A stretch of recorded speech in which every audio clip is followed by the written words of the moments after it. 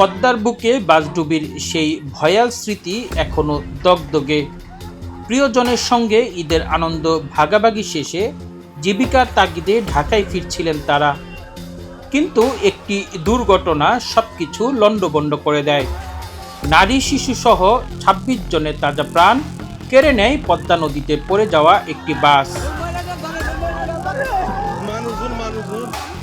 নিয়ম অনুযায়ী ফেরিতে ওঠার আগে যাত্রী নামিয়ে দেওয়ার বাধ্যবাধকতা থাকলেও বাস্তবে চিত্রটি সম্পূর্ণ বিপরীত।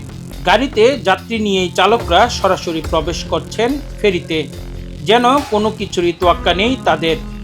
যাত্রীদের নিরাপত্তা তো দূরের কথা, কোনো ধরনের সতর্কতা বা ব্রেক ছাড়াই চলছে যাত্রীসহ বাস ফেরিতে ওঠার প্রতিযোগিতা।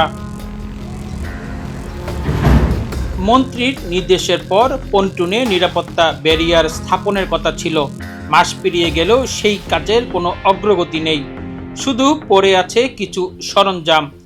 কিন্তু ক্যামেরার উপস্থিতি টের পেয়েই শুরু হয়ে গেল তড়িঘড়ি করে যাত্রী নামানোর সেই চিরচেনা নাটক।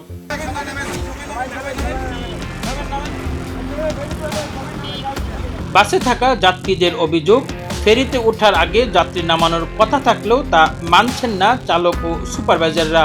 আসলে আমাদের এগুলো অসচেতনতা, আবার তারাও আমাদের কোনো ধরনের নির্দেশনা দেনে যে আপনাদের নামতে হবেই, তারাও কিছু বলেনি। আমরাও আসলে নামার দরকার ছিল, এগুলো আমাদের আসলেই ভুল।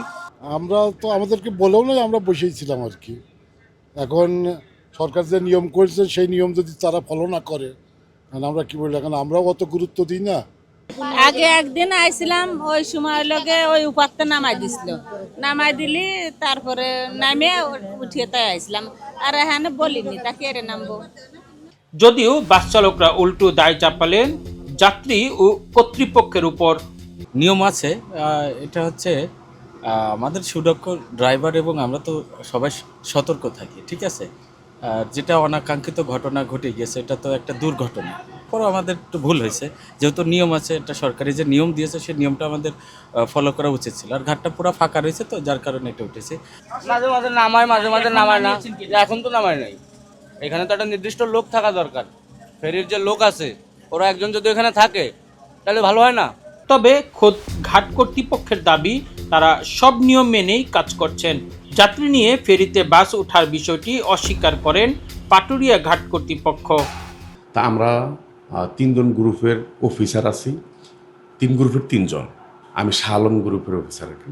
তা আমার ডিউটির সময় পর্যায়ক্রমে সবসময় মোটামুটি আমি চেষ্টা করি, উপরে যখন বাসটা আসে সাথে সাথে আমি সুপারভাইজারকে ডাকি, ড্রাইভারকে বলি ভাই বাসটা রাখেন।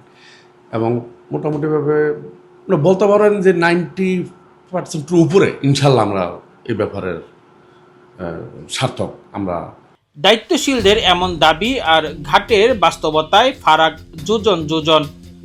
সংশ্লিষ্টদের কঠোর নজরদারি আর চালক যাত্রীদের সচেতনতা ছাড়া ফেরিঘাট যেন এখনো এক আতঙ্কের নাম।